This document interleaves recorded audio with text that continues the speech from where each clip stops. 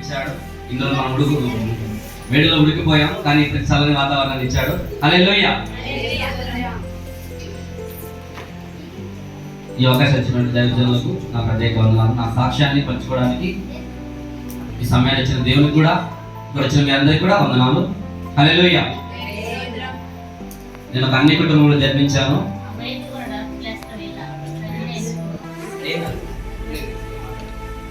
నా పేరు వి రెడ్డి సాయి ప్రకాష్. నేను ఒక అన్ని కుటుంబంలో జన్మించాను. మా ఊర్లో మా అత్త కోవిడ్ నుంచి వచ్చింది. కొంచెం వివరంగా చెప్తాను, 2-3 నిమిషాల్లో అయిపోతుంది. మా అత్త కోవిడ్ నుంచి వచ్చింది. నేను మా అత్తతో మాట్లాడుతున్నప్పుడు యేసు ప్రభువును నమ్ముకోరా, నీ జీవితం బాగుపడుతుందని అని చెప్పింది. నేను వినేవాడిని కాదు, అవన్నీ ట్రాష్, నేను నమ్మంతా. నేను దేవుని నమ్ముకుని నేను ఈ దేవుడిని కొలుస్తున్నాను కాబట్టి నేను ఈ దేవుడిని కొలుస్తానని చెప్పేవాడిని. అదేవిధంగా ఆమె అయితే రోజు చర్చికి వెళ్తూ ఉండేది. కోవిడ్ నుంచి వచ్చిన తర్వాత కూడా వెళ్తూ ఉండేది. కానీ నేను ఏదో అనుకుని నేను పట్టించుకునేవాడిని కాదు.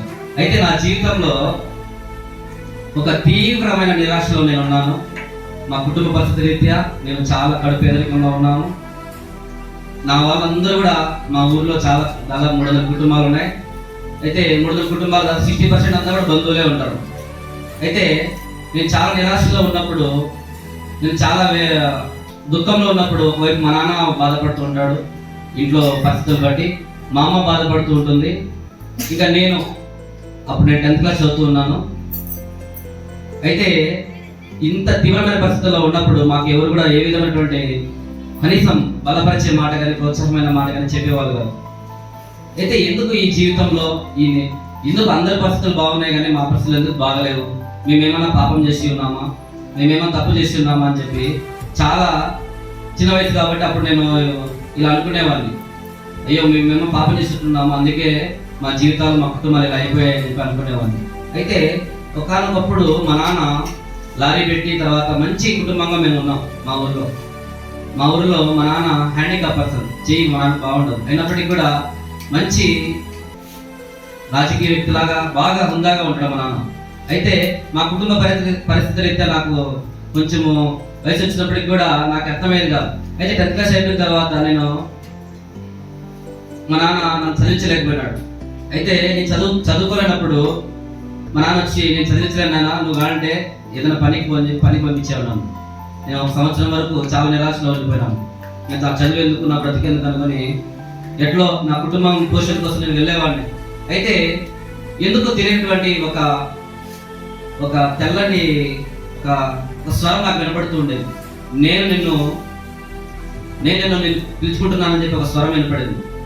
అయితే నాకు అర్థం కాలేదు. నేను ఒక ఊరికి వెళ్ళాను పనికి వెళ్ళినప్పుడు అటుపక్క ఒక సువార్త ప్రకటించేటువంటి ఒక ఆటో వెళ్తూ ఉన్నది. అప్పుడు ఒక మాట వినపడుతూ ఉన్నది. ఏమనంటే, ప్రయాసపడి భారం వస్తున్న సమస్త జనులారా నా ఎదుగు రండి, మీకు విశ్రాంతి ఇచ్చేదని చెప్పి అని. నేను ఉంగిమాలలో ఒక ఇంట్లో పని చేయడానికి వెళ్ళిన, బేందర్ పని చేయడానికి వెళ్ళిన. అయితే ఆ మాట ఎందుకు నా చెవులు అదే వినపడుతూ ఉండేది. ఏంది, ప్రయాసపడుతున్నాం కదా, కష్టపడుతున్నాం కదా, మాకు సమాధానము, మాకు విశ్రాంతిని ఇచ్చేది ఎక్కడ అని చెప్పి అని నేను అనుకునేవాడిని. అయితే ఎప్పుడైతే నేను ఆ మాట అనుకున్నాను కానీ ఆ మాట మళ్ళీ మర్చిపోయేవాడిని. అసలు ఏముంది కానీ అది గుర్తుకు రావడము, నేను మర్చిపోవడం. అయితే ఇంకా కొద్ది రోజులు గడిచిన తర్వాత ఏమైనా కానీ అని చెప్పి నేను మా కుటుంబంలో చాలా ఇబ్బందికర పరిస్థితులు వచ్చేసినాయి. మా నాన్న చనిపోయే స్థితికి వచ్చేసినాడు. నేను ఇంక మీ కుటుంబాన్ని పోషించలేను, నేను ఏదైనా చేసుకొని తాగి చనిపోతాననే మాట వచ్చినాడు. ఇంకా మా ఇంట్లో మా అమ్మ పక్క ఏడుస్తుంది.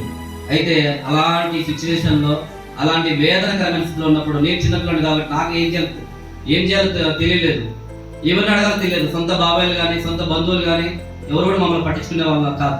కానీ ఒకప్పుడు మా ద్వారా ఎంతో మంది మెరుగులు పొందారు కానీ మమ్మల్ని పట్టించుకునే వాళ్ళు కాదు. ఏమన్నా కానీ అని చెప్పి ఒకరోజు నేను బయట కూర్చొని బాధపడుతూ ఉన్నా. మా ఇంట్లో మా అమ్మ నా లోపల కూర్చోన్నాను.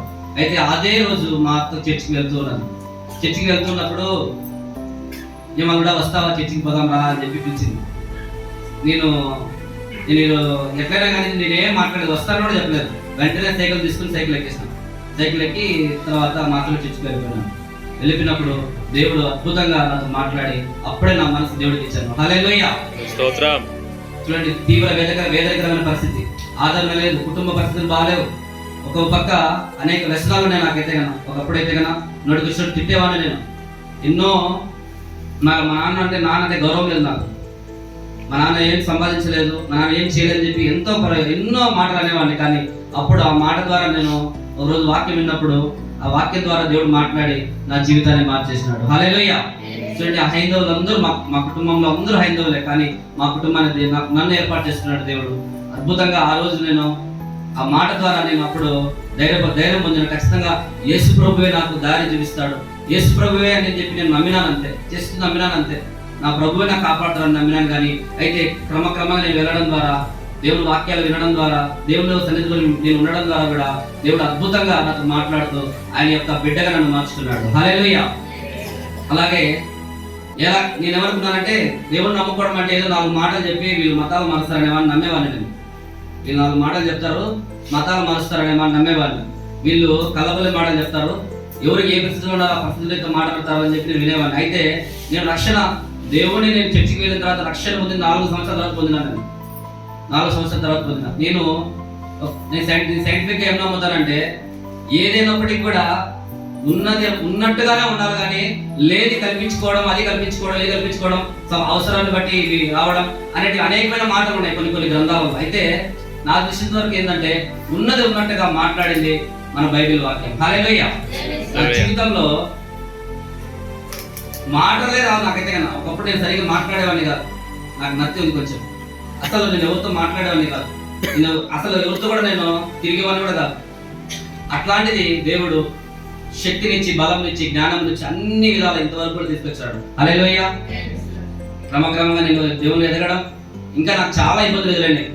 మా బిడ్డలందరూ కూడా మా ఇంటి దగ్గర రావడం, మా ఇంట్లోకి వచ్చి దేవుని వాక్యాలను తీసివేయడం, చాలా హెరాస్మెంట్ చేశారు అప్పుడైతే కదా.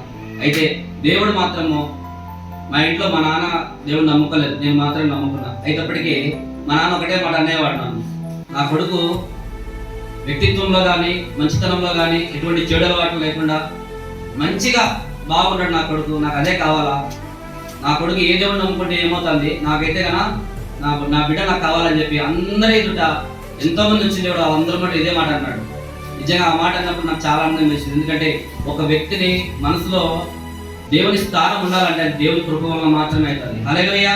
కాబట్టి నేను అప్పుడు దేవుని అలా వెళ్తున్నప్పుడు ఒకసారి ఏం జరిగిందంటే, నేను ఎందుకు బాప్తిసం తీసుకోలేదు, నెగ్లెక్ట్ చేస్తా వచ్చిన నేను చాలాసార్లు.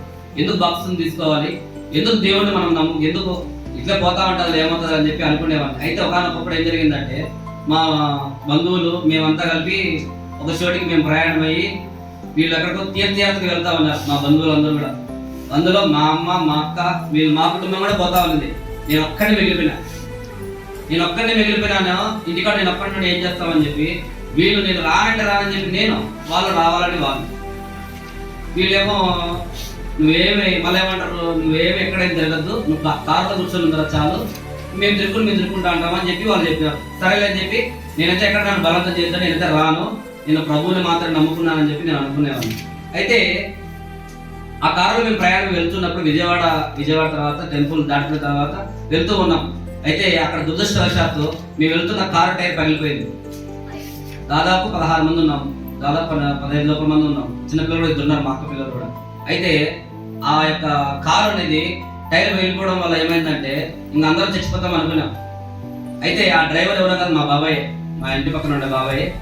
అయితే నేను మా బాబాయ్ పక్కన కూర్చొని ఉన్నా. టైర్ ఏం పగిలిపోయింది, ఎదురుగా 2 లారీలు వస్తున్నాయి. నెక్స్ట్ డే డైరెక్ట్ లారీ కింద పడడం, అందరు నుజ్జు అయిపోతుంది అనుకుని మా బాబాయ్ గట్టిగా వచ్చేసినాడు. నేను అటుపక్క నిద్రపోతా ఉన్నా, మా బాబాయ్ పక్కన నిద్రపోతా ఉన్నా. ఒకసారి కారులో టైర్ పగిలిపోయినప్పుడు హ్యాండిల్ పట్టుకోలేము, హ్యాండిల్ తిరిగిపోతానే ఉంటుంది. అయినప్పటికీ హ్యాండిల్ పట్టుకునే శక్తి మా బాబాయ్కి, నాకన్నా పెద్దడు కదా మా బాబాయ్, అందుకని నేను ఆయన పట్టుకోలేకపోయినాడు. ఆ నిద్రలో ఒక శక్తి, తెల్లటి శక్తి వచ్చి నా చెయ్యి పట్టుకొని ఆ యొక్క హ్యాండిల్ లాగిచ్చేసింది. హల్లెలూయా. వెంటనే మేము అందరం కూడా ఆ రోడ్డు పక్కన, మళ్ళీ రోడ్డు మీద కూడా కాదు, రోడ్డు పక్కకు లాగి పక్కన టక్కన నిలబడిపోయినాం. ఎవరికి గిచ్చు లేకుండా దేవుడు కాపాడినాడు. నిజంగానే దేవుడు అద్భుతమైన శక్తి నాలో నుంచి దేవుడు కాపాడినాడని చెప్పి నాకు దర్శనం కలిగింది. ఎందుకు నన్ను దేవుడు రక్షించాడు, నా కుటుంబం రక్షించాడంటే ఆయన రక్షణలోకి తీసుకోవాలని, ఆయన ఇష్టపడుతున్నాడు ప్రభు, అందుకోసం అని చెప్పి నేను అనుకుని వెంటనే మరుసటి రోజు మా ఇంట్లో వాళ్ళకి చెప్పినాను, నేను వాళ్ళు వినలే, తీసుకోవద్దన్నారు. అయినప్పటికీ కూడా దేవుని కోసం ముందుకు వచ్చి నా కుటుంబాన్ని దేవుడు రక్షించాడు, నన్ను కూడా రక్షించాడని చెప్పి దేవుని రక్షణని తీసుకోవడం జరిగింది. హల్లెలూయా. నేను డిగ్రీ వరకు చదువుకున్న, డిగ్రీ MBA డిస్కంటిన్యూ ఉన్నది. అయినప్పటికీ కూడా నేను చాలా మంది అంతా చెప్తూ ఉంటారు, ఏమని తెలుసా, నువ్వు మాయమాటలు పడిపినట్టున్నావు, నీ ఒక మతాన్ని నువ్వు మార్చుకున్నావు అని చెప్తుంటారు. మాయమాటలకు నమ్మే వ్యక్తిని కాదు, కానీ నీతివంతమైనటువంటి గొప్ప పరిశుద్ధమైన దేవుని, ప్రేమమైన దేవుని నమ్ముకున్నానని చెప్పి గొప్ప సాక్షిగా నిలబెట్టినాడు దేవుడు. హల్లెలూయా. చిన్నగా చాలా ఉంది, చాలా సందర్భాలు ఉన్నాయి, కానీ సమయం కొద్దిగా ఉండడం వల్ల కొంతగా చెప్తున్నాను. కాబట్టి దేవుడు నన్ను ఎలా ఏర్పాటు చేసుకున్నాడంటే, ఆయన నేను ఏడుస్తుంటే దగ్గరికి తీసుకొని నన్ను ఓదార్చాడు. హల్లెలూయా. నేను పడిపోయినటువంటి నా జీవితాన్ని ఆయన నిలబెట్టాడు. పనికిరాని జీవితాన్ని ఆయన నిలబెట్టాడు. పనికిరానటువంటి పాత్రగా ఉన్న నా జీవితాన్ని దేవుడు పనికొచ్చే పాత్రగా మార్చున్నాడు. చూసారు, ఇంతకన్నా ఇంకేం భాగ్యం ఉంది. నేను ఎప్పుడు కూడా ఏ విషయాల పట్ల నేను ఎక్కువ ఆశపడే వ్యక్తిని కాదు. నేను నాకు అది కావాలా ఇది కావాలా ఆశపడేది ఒక్కటే ఒకటి, ప్రభు దగ్గర కోరుకుంటూ ఉండేవాడిని. ప్రభు నీ సాక్ష్యాన్ని నేను తెలియపరచాలని చెప్పి అనుకునేవాడిని.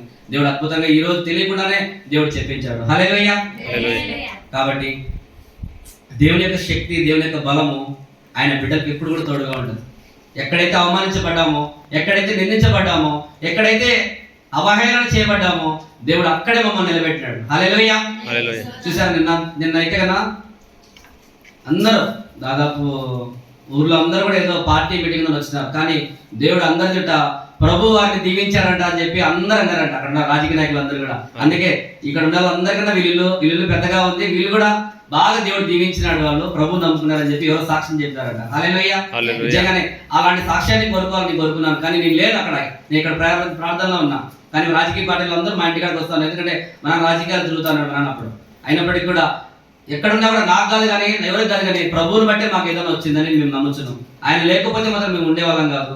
మా స్థితి కానీ, మా బ్రతుకు కానీ, మా ఆలోచన కానీ ఎదుటి కూడా అన్ని కూడా ప్రభు దగ్గర నుంచి వచ్చాయి. హల్లెలూయా. కాబట్టి అన్ని విషయాల్లో దేవుడు మమ్మల్ని దీవించాడు, ఆశీర్వదించాడు. ముఖ్యంగా ఆయన యొక్క కృప, ఆయన మాకు మంచి జీవితాన్ని ఇచ్చాడు. అంతకన్నా ఇంకా వేరేదేం లేదు. రక్షణ ఇచ్చి, పాపాన్ని క్షమించి మా జీవితాల్లో మార్చినాడు. అలాంటి దేవుడిని మేము కనుగొనుట, ఆ దేవుడిని మేము తెలుసుకున్నట, ఈ విధంగా మీకు చెప్పుట చాలా మాకు ధన్యకరంగా ఉంది. కాబట్టి ఇక్కడ ఈ యొక్క సాక్ష్యం మీరు కూడా మీ జీవితాలలో మీకు ఎటువంటి పరిస్థితులు ఉన్నప్పటికీ కూడా ఒక్కటే మీరు నమ్మండి, ప్రభువుని మాత్రం మీరు నమ్మండి, ఆయన మాటలు మాత్రం మీరు నమ్మమని అడుగుతున్నాము. హల్లెలూయా. దేవుడి మాటలన్నీ దీవించును గాక. ఆమేన్.